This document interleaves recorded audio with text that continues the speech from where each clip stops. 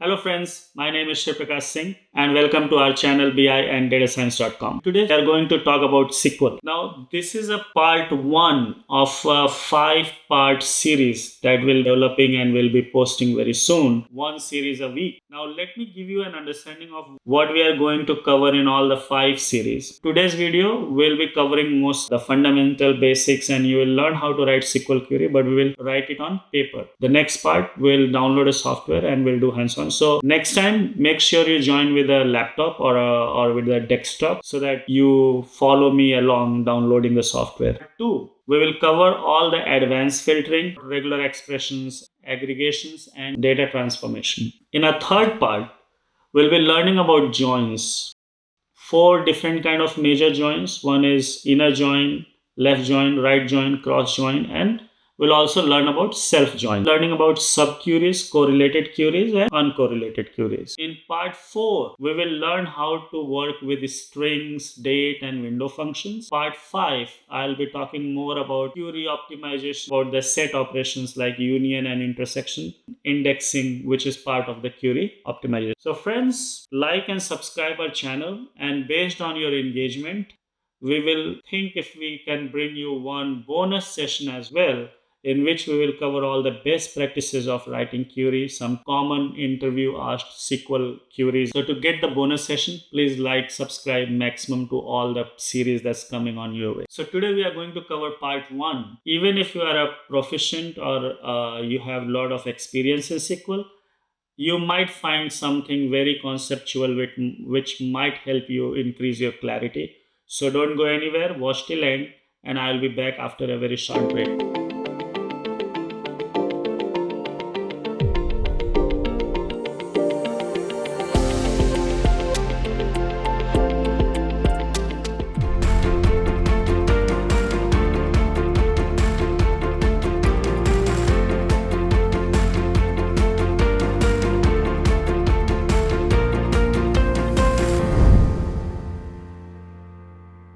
The first question comes to mind is why SQL? And even going before into why SQL, why databases? There are 2 ways of storing data in computers, right? Most common way that you would have come across is flat files. Your flat files are nothing but like Word doc, PDF, right? A doc. So the idea is when we can store a lot of data in flat file, why do we use database or what is database?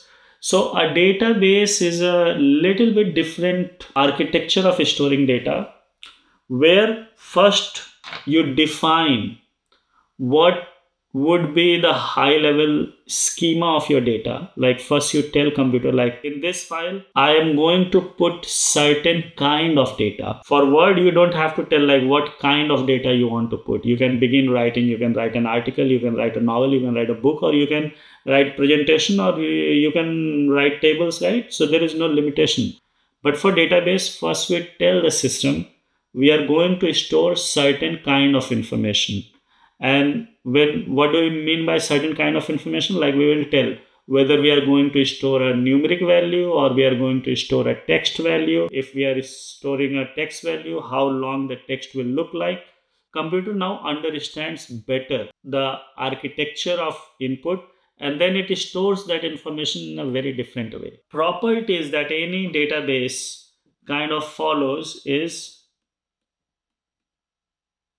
ACID, where A stands for atomicity. So for example, if you are trying to store a data in a table, most of the times you want to maintain non-redundancy in the data. So for example, if you enter same information 5 times in a Word doc, you will not get any error. But in database, if you are trying to enter the same information 5 times, there are ways where you can make it not happen or reducing redundancy. So we want kind of unique information. Then C is consistency. Your flat files are prone to a lot of corruption. A lot of time, if you have an Excel file or a Word file and you open and you make a lot of changes, you lose the control of when and what change you made. At the same time, your file can get corrupt. There is no way to restore the bits and pieces of the file. But in a database, Yeah. It's a storage system where you can retrieve, you can roll back, or you can retrieve a previous version. And more importantly, it will be a consistent, it will always give you a consistent snapshot. And then I is the integrity. If you're trying to update a database and in middle, if there is a failure, then it will not update anything. So the idea is either the whole thing should be updated or nothing should be updated, so that my copy in the database is neat and clean, like it's not corrupt, right? And D is for durability. So think of database as they are more sophisticated and organized way of storing information, and we are dealing with a large amount of information, right? And voluminous data and the retrieval. This is from the storage perspective. Then second is the retrieval technology. Like if you have something in your Excel file or in your Word file, if you have to restore something, what do you do? If you have to find something, what do? You do a control F or you do a search. Now that search is not exhaustive. You cannot do a very robust kind of search like using a lot of complicated statements. We will see in database, it gives us ability to retrieve data in many possible ways at a more granular level. And then third reason is concurrency. Many different people can work on the same piece of information at the same time. So if there are 10 people, all the 10 people can make changes to the database. The database itself will take care of maintaining a coherent and consistent data such that it is shared and updated by all the 10 at the same time, but is still the data not getting corrupt. All the organizations store their business data not in flat files but in a database, because it's easy to store, it's easy to find, it's easy to retrieve, it's consistent, it's durable. And there are a lot of fundamentals behind a database design and those things. But we are analysts, we are working with the already stored data. We don't have to go on the research side of to understanding database. Databases can be relational database, and other databases are here NoSQL DBs. So most of the time we use SQL for relational databases, and we will see what SQL is and why do we use SQL. In most of the NoSQL databases, the data is stored in the format of key value pairs, like a dictionary. Dictionary is also kind of database. Now dictionary is very different than a book. If I ask you to find something in a book, it will take a lot of time. But if you have to find the same thing in a dictionary, it takes less time because it is well organized, it's ordered. Databases are also, they operate on the similar principle. It's like a dictionary, but most of the dictionary kind of technology is used with the NoSQL databases. Relational databases are more robust than a dictionary. They are better organized. Understand what a SQL is? SQL is the short form of structured query language. Now, it's a standard, it's a language of manipulating data and getting the data from databases. Now, there are different companies that make databases, right? So, you have Oracle, you have Microsoft, and then you have Cassandra. IBM has DB2. You have lot of different kind of databases, but all of these databases operate on the relational database. Now why relational, I'll explain in a bit why it's called a relational database. All these different technologies would have used a different language to interact with the data, to fetch the data, to manipulate the data. Think of how cumbersome a programmer's or an analyst job would have become. We would have to learn a lot of different kind of syntaxes to work with different data. Now SQL itself has many components. You have DDL, it's the data definition language, where you can describe the table and how to make the metadata, how to create the schema, right? How to create a table, how to create a database, how to create a view. So those are all your data definition language. You have three commands in DDL. You have create, alter, and drop. You can create a table, or you can drop a table, or you can modify the schema of the table, the structure of the table. So you first define a structure, you define a frame, and then you start putting pictures in that frame. That's why it's different than the flat files. So DDL deals with defining your frame. Then we have DML, which is your data manipulation language. So once you have made the frame, you want to put the data inside it. So here the command would be insert, update, and delete. Once you have made your frame, you can put pictures in the frame. That is your insert command. If you already have a picture, you can modify some aspects of it. That's your update command. And you can remove the records using the delete command. So those are your data manipulation language. DCL and DTL. DCL are most importantly, like, one other aspect of databases. You can control who will have access to what part of the data, which is very difficult to do in a Word document. Like, you can either password protect the whole Word file, or you will have to give the Word file to someone and then that person can read the whole file. There is no way like you can put a provision like somebody sees only paragraph 1, the other person sees only paragraph 10, the other person sees only paragraph 15. Those kind of role based access to flat file is very difficult to give. Probably it's not possible. But databases are designed in such a way you can provision a role based access. So those role based access are given using DCL statements. So like grant is you are giving the permission. Revoke, if you have already given somebody some permission, you can revoke the privilege from that person. Now DTL are more related with the maintaining the consistency and the concurrency of your transactions. Like if something failed in middle, so you can roll back or you can commit. So roll back, commit, these are your data transactional. I'm trying to give you an idea of the fundamental of why the organizations use database, because voluminous data, if you put a structure on data and then you put on then you store the data, the storage is much more efficient. You can retrieve the data in a very complicated way. That's the benefit of a relational database. The transactions are consistent and more reliable. If some change will happen, that change will happen in totality or it will not happen at all. So that those consistencies are very important.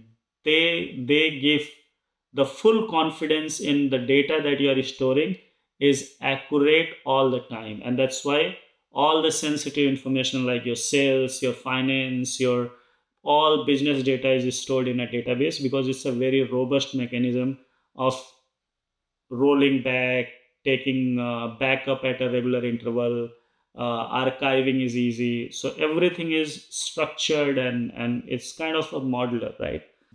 Most of the time, analysts use more is the query side, which is the data query language, DQL. And to do the data query, we use SQL, which is nothing but a structured way of querying. That's why it's called structured query language. So now we have understood what a SQL is. Let's understand how a data in a relational database looks like, and then we will understand in detail how SQL is used to manipulate that data. A data in a relational database will look like a tabular format. It will look like a table which will have rows and columns, right? The first row is also called as the header. Header is nothing but actually it's coming from the DDL thing. Header was defined when we had defined the data. So header tells us little bit about the structure of the data. For example, if order data, so we can have order ID, date, on which date this order came in, and then we can have product ID, what was the product that came in, supplier ID, quantity, and we can have price. Why is it called relational database? Now it would be obvious from here. Why is it called a relational database? Because by looking at this table or this structure, you will see there is a relationship between all the columns. Like we know this order ID is supplied by this supplier and it has multiple products in it. Order ID can have many products in it, and they would come on a certain date with a certain quantity at a certain price. So all the data are related. So the relational word comes from there. The whole idea of how do we design a table in this format, what to keep in one table, what to keep in separate table, is a part of database design. Now this is again an art. A good database design is an art, because a good database design reduces the cost of doing analytics on it, versus a bad database design may require a lot of pain when we are trying to do analytics. We may have to join unnecessary various data, or if the data is poorly, if everything is put in one data, then every time you write the query, the cost of running query goes up. So how fragmented your information should be and how broken down your relationship should be kept at one place versus what kind of relation should be kept outside, but still they can be joined when needed. All this is part of database design. That's a whole different topic we are not covering, but you now understand why do we call it a relational database. And this header is also called sometimes the schema. Actually it has three components: data type, length, and constraints. A schema has three components. What kind of data we are storing? So we tell computer like order ID, it's a numeric. We say we are giving a unique number to every order ID. We can say date is a DBMS format. Product ID is again numeric. Supplier ID, it can be, we can say it's a alphanumeric or it's a text. And for quantity, we can have again numeric or integer. Right? So we tell what kind of data type it is. So data type are mostly numeric, and in numeric we have two. We have integer, float, and then we can have string. Within string we have character, and then we have variable character, and then length, how long it would be. If it's a character, will it be 50 characters, 60 characters, and so on. And constraints, this is where we can tell explicitly database whether this column will be unique. Then if we say if the column is going to be unique, then in that column we cannot repeat the same value. So we cannot have x and x. Whenever you are inserting a record, it will ensure every record that is inserted for that particular field, individually we call them field. So each of the header individually is called a field. If the video looks it's going too much, a lot of things are getting explained, you can always rewind and look it back, right? So header is mostly coming from your schema definition, which has the data type, the length, and the constraints. And each column in the header is one unique field. And these are the properties. These are the properties of the field. Now, the other two, there are very two common constraints. One is unique constraint, where it makes sure that every value that is stored in that field is unique. It's not redundant. The second constraint is not null. We can tell the database here, whenever we are inserting a record, this column needs to have a value. And if there is no value supplied for this column, again, for consistency purpose, it will not insert, because something either will go in full completeness or it will not happen at all, right? So those are all the benefits. So we understood what a table is. It has a header. So individual column of the headers are called field, and then each field is one column, right? These are all called field, one field. Each column is called field. This is field one, or also called as attribute. So this is one field or one attribute. And then for every field you will have multiple rows. This is your row 100, row 101, row 102. So rows are your observations. Rows are your observations. So rows can be order ID 101, date say January 30, 2025, product ID 200, and supplier ID A001, quantity 50, price $1,000.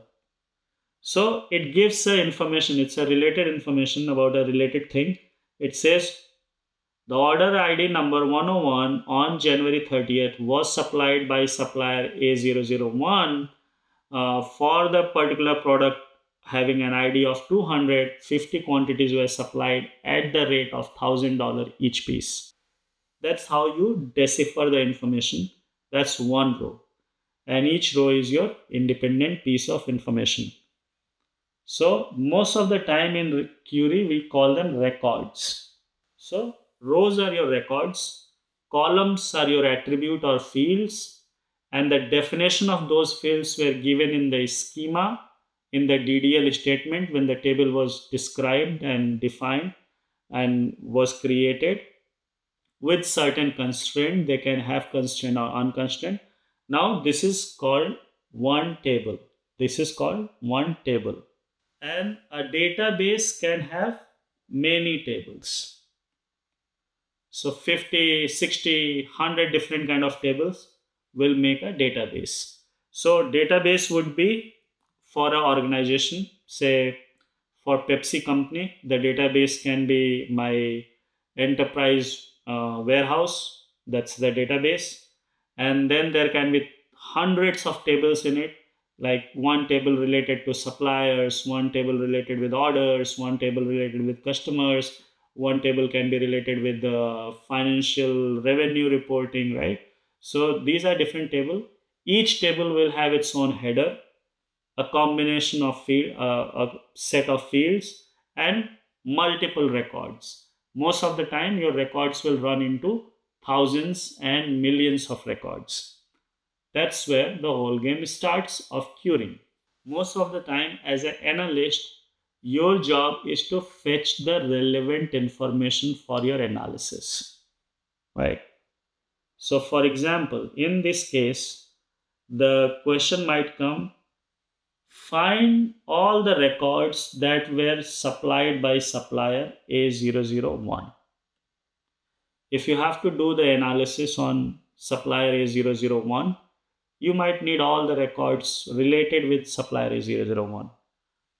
The other way can be you want to do analysis for a certain time period. So you will have to get records for a date range between date 1 and date 2, right? So depending on your need, you may need different cuts of this same table.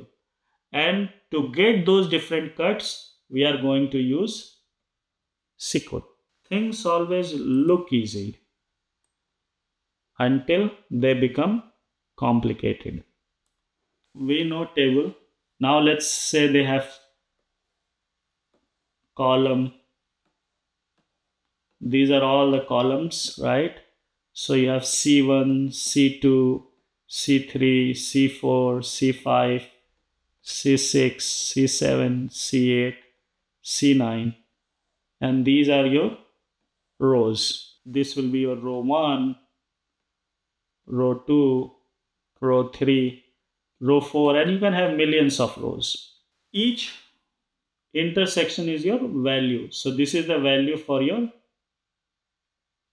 attribute C1 for the record R1. SQL is very easy if you understand it at a conceptual level, and I'm sure this is where you will find this video different than several other videos out there, because what I'm going to explain you is, think of SQL as a math. It's a kind of an algebra. In mathematics, what do you learn? You learn simple operations like addition, subtraction, division, multiplication. And then you learn the number system. And your number systems can be your integers, fractions, decimals. And then with the combination of your number and your operators, you can do all the magic of ratio, proportion, percentages, profit, loss, whatnot, right? Same thing is SQL. There are basic components. Once you understand those basic components and how you can operate on those components, then you can write any kind of complicated SQL query using the syntax of SQL. Think of what all kind of operations or what all kind of algebraic manipulations can be done on this kind of table. So there are two things. One is, I can take a subset of my fields. That is one kind of algebraic operations I can have. I can take, what I can do is, I can take subset of fields. Then if you can take subset of fields, then you can also take the subset of rows, right? I can only take certain rows. That would be my subset of rows. And then the third thing what I can do in this is, I can only take something that satisfies certain criteria based in certain cells. So I can either take subset of columns, or I can take subset of rows, or I can take based on the criteria fulfilled at a cell value levels. These are the three high level things. If you understand them, you crack the code, right? Because your query language is mostly, there is only one command in your query language, and that command is select. And select has a very intuitive syntax. In select, first you specify the set of fields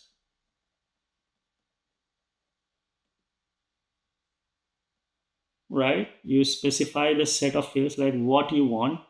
So you can say select C1, C2, C3, or select only C2, C3, or select, you can say select C2 and C5 or C6.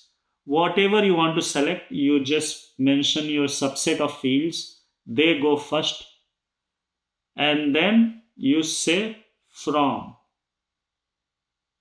This is the name of your table.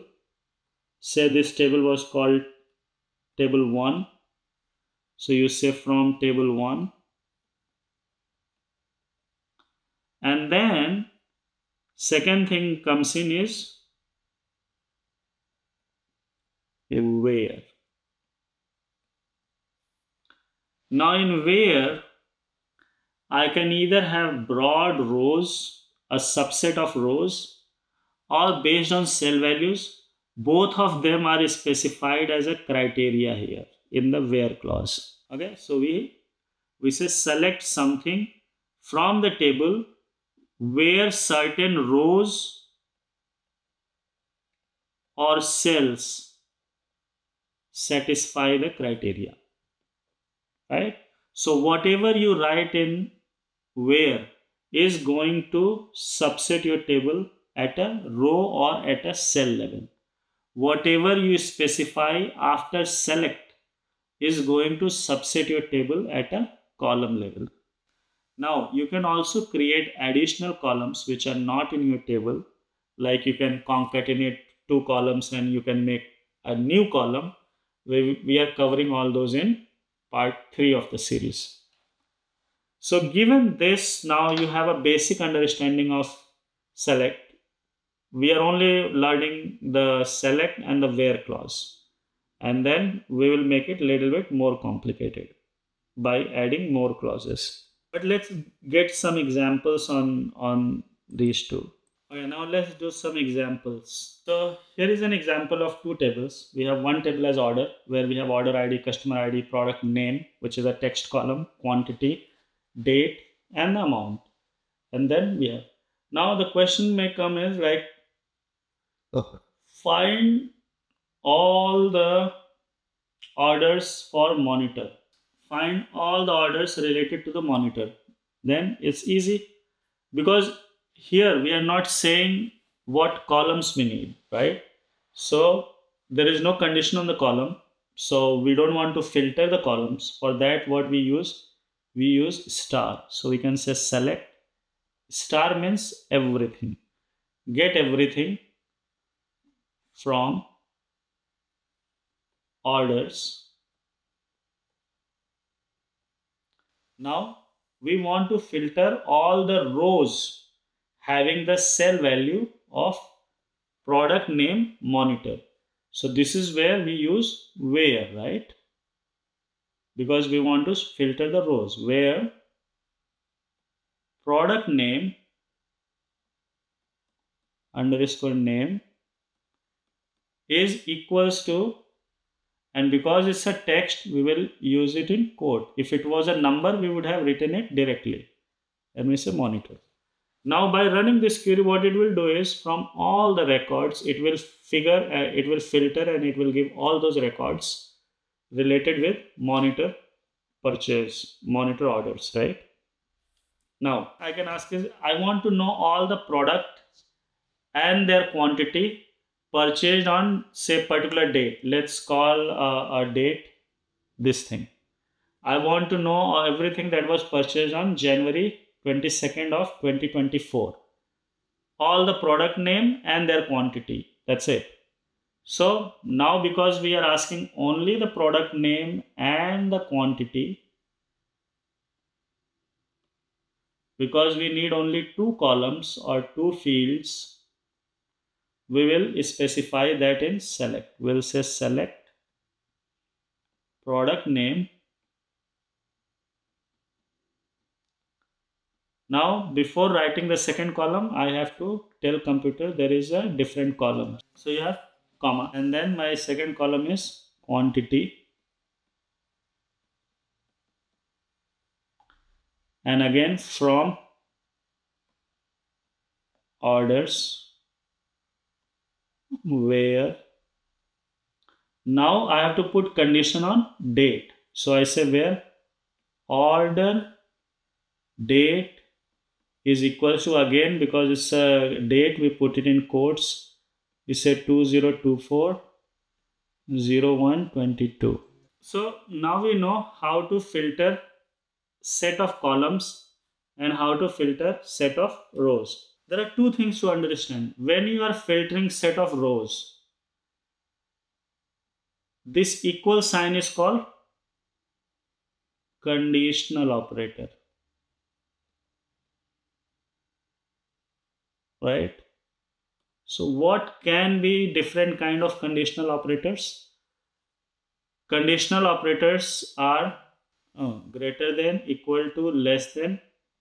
It can be greater than equal to, or it can be less than equal to, right? Then you will also learn it can be in and it can be not in, and it can be between. These are all conditions which have to satisfy cell level. They have to satisfy the cell level.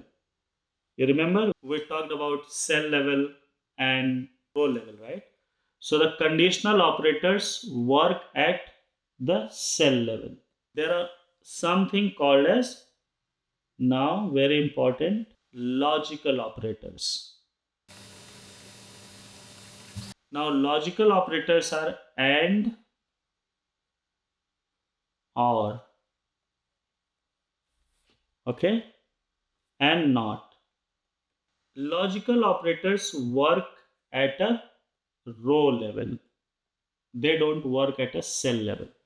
So, first, the conditional operators would be run. Whatever value they fetch will be combined or evaluated at a row level with the other rows. And then, based on those, a subset of the rows would be delivered. Now, with a combination of AND and OR, you can write many complex query, and you can use the AND OR combination for many tables. Like I can say, give me all the orders that had laptop and were purchased on the 22nd January of 2024.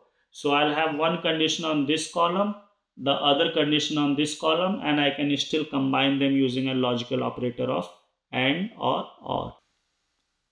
So how a query works is you use some kind of a IDE.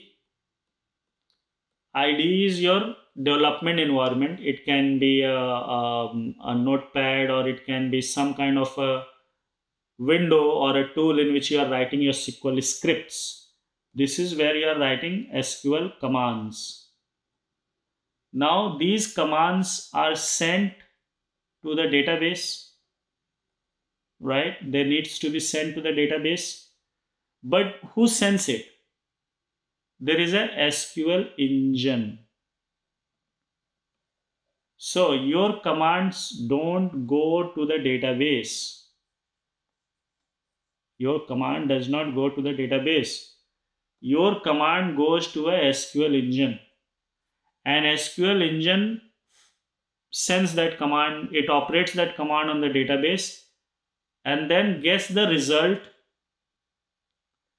and then displays the result on your screen. Now, whatever result you see on your screen is in temporary memory. It's in your RAM. They are not in the database. So, if you query, you look at the data, and if you don't save that data anywhere, that data is lost. Next time when you run, you come back, you'll have to run the script again to get the database. Nowadays in the Jupyter notebook and some of those IDEs, they have a temporary memory, so they will store it, but they will store an image, but then again that image stores only few records. It won't. So for example, if your query fetched 10,000 rows, your ID may store only first 1,000 rows for you to have a look and feel of what the result is looking like. And to do more deeper analysis, you will have to either work on top of this temporary table in the same notebook, or you'll have to save this temporary table as a storage in the database as a temporary table in your name, right? What happens is, because this data is fetched in the SQL engine, it's in temporary memory, there is no concept of order. So if you pull the same query 3 times, the rows in which the order in which the rows appear will be different, because every time SQL is fetching the data, there is no data is not stored in an order in database until unless you have an indexed column. And again, we will talk about how indexing works, but widely assume the data is not stored in an ordered way in database. Why? Because ordered storage of data takes a lot more time, because every time if you insert, database has to go find the right place where it will insert the record. So your data manipulation will become very, very costly, which we don't want. Query, it's fine. It can go run logically, it can figure out where is what. But every time you insert a record, it doesn't want to run that operation. So the records are stored in any order. There is no logical order.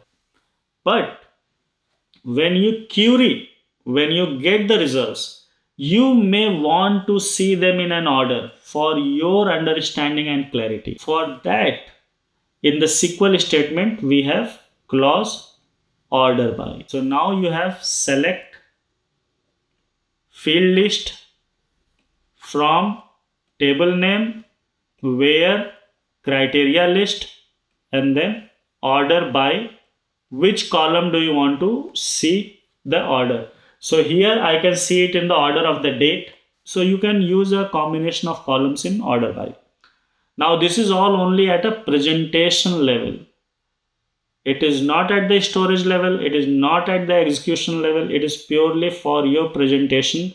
SQL will format it. If you store it as a temporary table, again, it is going to be stored in a random order. When you pull it back, you'll have to apply your order by condition to get the order. If there are 50-60 records and I only need certain number of records to see myself, I can limit the number of rows that I get. So by default, your IDE only shows you a portion of, like if you are pulling a vast amount of data, like if you are pulling millions of rows, like if your criteria in your where clause, this criteria is satisfied by millions of rows, your IDE is not going to put millions of rows in your RAM because that will slow your system. So it is by default going to give you first 1000 rows only, depending on what setting and configuration is done in your environment. But on top of that, like if I'm an analyst, I don't even want 1000 rows. I just want to see the first 100 rows to just understand the schema, the value, the nature of things. In all those cases, I would say limit, and I can give a number. If I say limit 100, it will show the first 100 records. So to revise, we learned what a database is, what SQL is, and then logical operations of SQL clauses at a column level and row level. And we looked at the order and the limit clauses. Now we'll continue it in our part 2. So far, if you have liked this video, then please like and subscribe the channel and improve our engagement by writing comments like what you want to get covered in the other series so that we can adjust it maximum to the needs that you have. So please provide your thoughts, suggestions, questions in the comment box, and our team will be on that.